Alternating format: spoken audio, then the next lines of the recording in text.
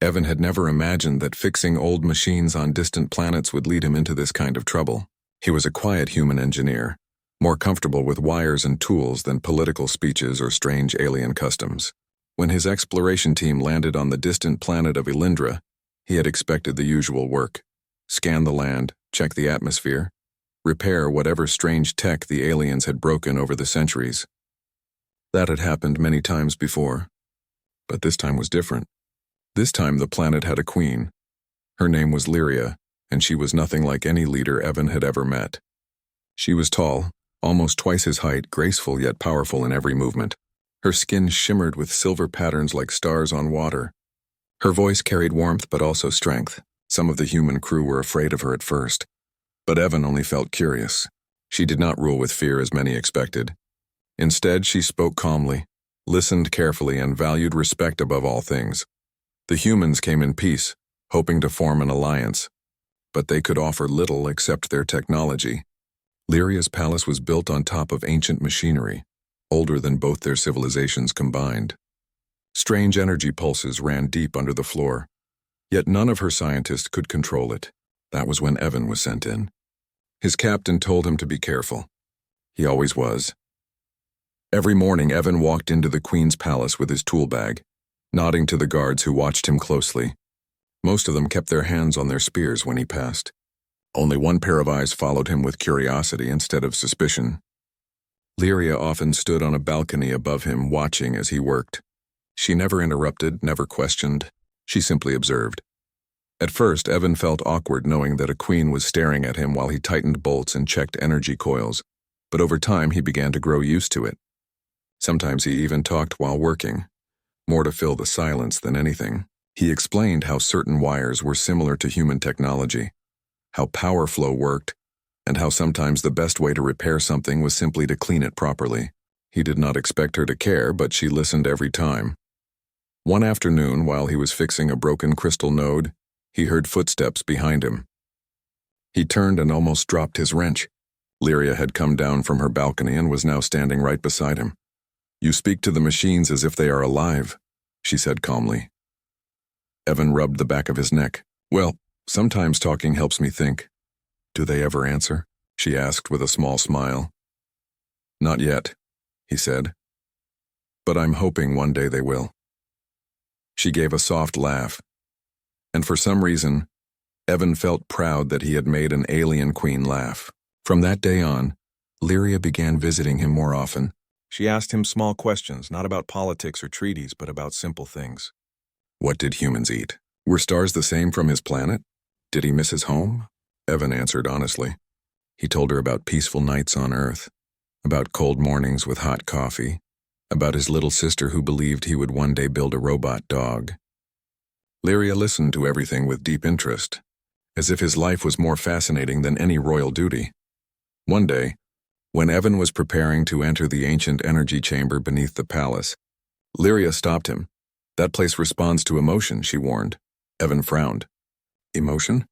Like anger?" "Like heart," she corrected. "If you enter with fear, it grows restless. If you enter with pride, it remains silent. But if you enter with purpose, it may answer." Evan looked at the heavy doors in front of him. They were covered in glowing blue symbols. He had already studied their patterns for weeks. He had prepared every tool, every strategy, but he had never considered what kind of emotion he should bring. "What if I just want to fix it?" he asked. Lyria smiled. "Then you may be exactly what it has been waiting for." He stepped inside. The air was different, warm and heavy, as if the whole chamber was breathing around him. Blue lights shifted across the walls like flowing rivers. Evan felt small but not afraid. He placed his hand gently on the main console, whispering as he often did. "All right, ancient machine, let's see what's wrong with you." He worked for hours, adjusting energy nodes, stabilizing circuits, and aligning power conduits. But as he approached the final core, the room suddenly came alive. Bright light surged from the floor, wrapping around him like mist. He gasped, but forced himself to stay calm. The machine was waking. "Evan!" Lyria's voice echoed as she ran into the chamber. Guards tried to stop her, but she waved them away. She approached him slowly, cautious yet determined. "Do not fight it," she called out. "Let it read you." Evan froze as a beam of light extended toward him, scanning his body. He felt a vibration in his chest as if his heartbeat was being copied. Before he could react, another beam reached toward Lyria. It touched her forehead and her silver skin glowed brighter. The two beams connected between them. For a moment, everything stopped. Evan saw nothing but white, his mind filled with strange images. A vast galaxy, ancient beings made of light, two energies spiraling together like intertwined stars. He heard no voices, yet he understood a message. Connection detected. Then the light faded, leaving Evan and Lyria standing in silence. His heart pounded. He stumbled back and fell to his knees. What just happened? He breathed. Lyria touched her head where a faint glowing symbol had appeared. It resembled a small star. The chamber has made a bond, she whispered. A resonance link. He stared blankly. A what? She looked at him, her expression unreadable yet intense. Among my people, when two energies align so perfectly that the ancient core links them. It means creation, Evan blinked. Creation? It means life may form, she said softly. Evan's brain stopped working. Are you saying... Before he could finish, guards arrived, shocked by the symbol glowing on their queen's forehead. They dropped to one knee in fear and confusion. Your Majesty, one of them cried. Is this a curse? Lyria lifted her head proudly. No, this is a blessing. She turned toward Evan, who was still frozen like a statue. The entire chamber waited for her next words. You got me pregnant, human. The room fell silent. Evan opened his mouth, closed it, opened it again. No sound came out. One guard fainted. Another dropped his spear. Lyria stood tall, her expression calm but proud.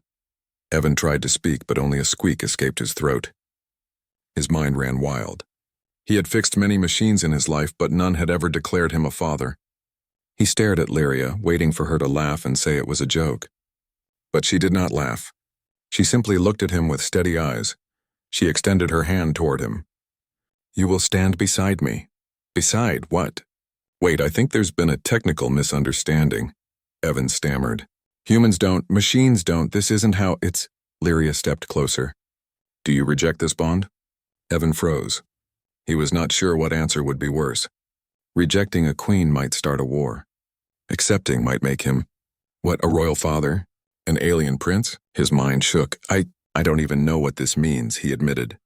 Lyria's voice softened. It means our energies now carry potential. Whether that potential becomes life depends on how we treat it. It is not forced. It is chosen. He looked at her again.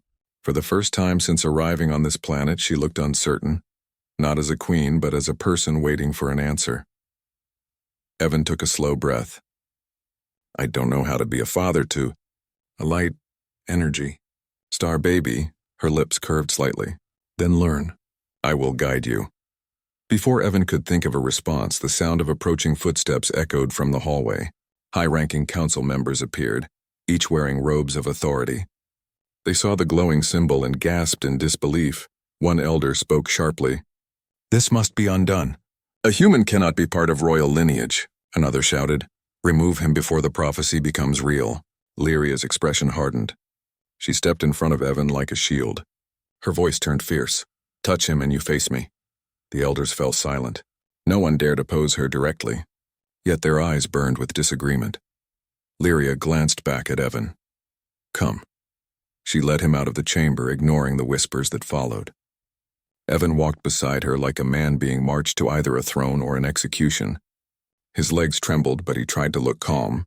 After all, if he was going to be suddenly called a father by a queen, he could at least walk straight. They arrived at her private chamber. Lyria dismissed the guards and closed the door. Silence filled the room. Evan stood awkwardly while Lyria touched the glowing symbol again. It will fade in time, she said, but the bond remains. He rubbed his forehead. So what happens now? For now, she answered, you rest. You are overwhelmed, he gave a weak laugh. That's an understatement, she tilted her head. Do human fathers faint? Usually after they get the news, he said honestly. She nodded. Then you have been strong. Something warm filled the air between them. Not romantic, not yet, but something like trust. Evan finally sat down on a nearby chair, feeling his chest rise and fall slowly. Lyria sat across from him. If you choose to accept this bond, I will protect you. If you choose to walk away, I will not force you. Evan looked at her carefully. She was a queen, powerful and almost otherworldly. Yet in that moment she did not look like someone giving an order. She looked like someone offering a choice. He swallowed. "Can I think about it?"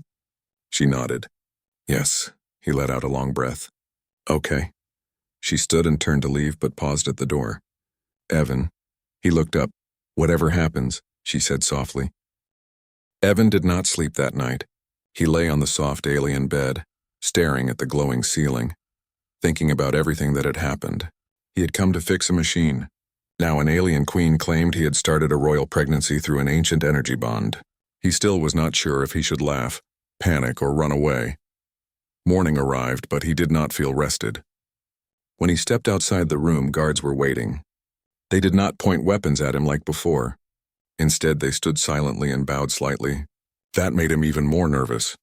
"The Queen requests your presence," one said. Evan nodded slowly. He followed them through long hallways filled with curious eyes. Alien servants whispered behind their hands, not with hatred but surprise. Some even smiled at him like he was a celebrity. One small alien child peeked out from behind a pillar and waved shyly. Evan waved back, unsure whether he should feel honored or terrified. They led him to a large council chamber. The elders who had objected last night were seated in a half-circle. Their expressions were stern. Lyria stood in the center, dressed in ceremonial silver robes. She looked calm yet powerful, as if nothing could shake her. Evan swallowed hard. He stood beside her, trying to look confident even though he felt like a balloon ready to burst. One elder spoke first. "Queen Lyria, we cannot accept this. A human cannot father the heir to our empire." Another added sharply, "The bond must be reversed before it grows stronger." Evan's palms grew sweaty. He had no idea how to reverse a cosmic baby. He did not even know how it worked in the first place. Lyria raised her hand. The room fell silent. "You speak as if the bond is a mistake," she said. "But the ancient core chose him. It did not choose based on species. It chose based on spirit." The elders shook their heads. One said, "Even if that is true, the people will resist. You may face rebellion." Lyria's gaze was steady. "Then let them resist and let them see his courage." Evan blinked. His courage? He had courage. No one had informed him of that. Another elder turned toward Evan. "Human, do you even understand the weight of this bond? Do you accept it?" All eyes fell on him. His heart hammered. He looked at Lyria. She did not pressure him. She did not nod or signal anything. She simply waited. Evan took a shaky breath. "I don't fully understand how this works," he admitted. "I don't know if I can be a good energy father, but I do know this. I didn't run when the chamber lit up. I didn't let fear control me, so if this bond is real, I won't run now either." Lyria's lips curved slightly. The elders exchanged uncertain glances. Then everything went wrong. A loud boom echoed outside the chamber. The ground shook. Guards rushed in. "Rebels at the gates," one shouted. "They demand the human be handed over." Another added, "They say the queen has been corrupted." Lyria's expression turned to steel. "Prepare the defenses." The hall burst into motion. Elders hurried away, giving orders. Guards armed themselves. Evan stood frozen, unsure what to do. Lyria looked at him. "Come with me." She led him up to the balcony overlooking the city. Smoke rose from the outer walls. A crowd of angry aliens gathered below, shouting demands. Some held banners saying "Protect the bloodline" and "No human heir." Evan's stomach twisted. Lyria stood tall as she looked down at them. "They will not harm you," she said. Evan gave a weak laugh. "You sure? They look like they want to roast me." She glanced at him. "Do you trust me?" He hesitated, then nodded. "Yes." She stepped onto the balcony railing and raised her hand. Her voice boomed like thunder. "People of Alindra, you stand against fate itself. You demand I reject the one chosen by the ancient core. But I will not." The crowd roared with anger. Some threw stones toward the balcony. Guards blocked them with shields. Evan's heart pounded. He was so out of place. He was just an engineer, but now he was standing beside a queen in the middle of a revolution. Lyria turned toward him. "Speak." His eyes widened. "Me?" She nodded. "Let them see your heart," Evan swallowed. He stepped forward, his legs shaking. He looked down at the furious crowd. He had no royal voice, no powerful words, but he spoke anyway. "I didn't come here to change your world," he said loudly. "I only came to fix a machine. But that machine, It connected us. Not because I'm human. Not because she's queen. But because we were both trying to protect your future. The crowd quieted slightly. I don't know what kind of father I'll be, he continued. But I promise you this, I won't abandon her. I won't abandon what was started. If your future is tied to mine, then I'll protect it with everything I've got. For a moment, there was silence. Then someone in the crowd shouted, Words are easy, human. Prove it. Before Evan could respond, a group of rebels broke through the outer wall, charging toward the palace. Lyria signaled to the guards, but there were too many. Evan grabbed a nearby fallen shield. He was not trained for combat, but he still ran forward. Evan, Lyria called, surprised. He hurried down the stairs toward the lower courtyard. Guards were forming a barrier, but Evan stood in front of them, shield raised awkwardly. The rebels halted confused. One of them, a tall alien warrior, stepped forward with a spear. You think you can stand against us, human? Evan's knees were shaking. His shield was too heavy, but he forced himself to speak. I'm not here to fight you, he said. But if protecting her means standing between you and her, then that's what I'll do. The rebel warrior hesitated. He had expected fear, not determination. Suddenly, a group of palace guards stepped forward and formed a line beside Evan. One of them shouted, We stand with the queen! And with him. More guards followed. Even some citizens from the crowd moved forward, creating a barrier between the rebels and the palace. The rebel leader looked around, uncertain. Finally, he lowered his spear. This is not over, he warned. But today, we step back. With that, the rebels retreated. The gates were closed once more. Evan let out a long breath and almost fell over. Lyria appeared beside him, catching his arm before he collapsed. You stood firm, she said quietly. Barely, he replied. Strength is not measured by how still you stand, she said, but by whether you stay standing at all. She helped him back to her chamber. He sat down exhausted. Do all royal responsibilities involve almost dying? He asked. Most, she answered seriously. Then she added softly, but not all. She sat beside him. The tension in the air faded. Evan looked at her. So what happens now? She touched the glowing crest on her forehead. It was fainter now, but still visible. Now we build trust, not just between us, but between our people. He nodded slowly. I'm not a warrior, but I can build things. Defenses, shields, maybe even new energy stabilizers. And I can teach you our customs, she said. If you are to be father of the future heir, you must know our ways, he blinked. So, we're really doing this? She looked directly into his eyes. Only if you choose it. There was no pressure in her voice. Only sincerity. Evan took a deep breath. Then he smiled slightly. I choose it. For the first time since the bond formed, Lyria's expression softened completely. She placed her hand gently over his. Then from this moment, she said, You are not just a visitor. You are part of this world. Evan squeezed her hand carefully. It was warm, steady. He was still terrified. But he no longer felt alone. Days passed. The palace slowly returned to calm. Evan worked closely with the engineers of Alindra, combining human technology with alien energy systems. Together, they strengthened the palace shields and built resonance amplifiers to stabilize the growing life within Lyria. The more time he spent with her, the more he realized she was not just powerful, she was kind, curious, and sometimes even playful. She laughed at his bad jokes. He taught her how to hold a human wrench. She taught him how to speak a few alien words, though he mispronounced most of them and made the palace staff giggle. One evening, as they walked through the palace gardens, Evan noticed that the glow on her forehead had grown brighter again. Is that the baby growing? He asked nervously. She nodded. The bond is strengthening.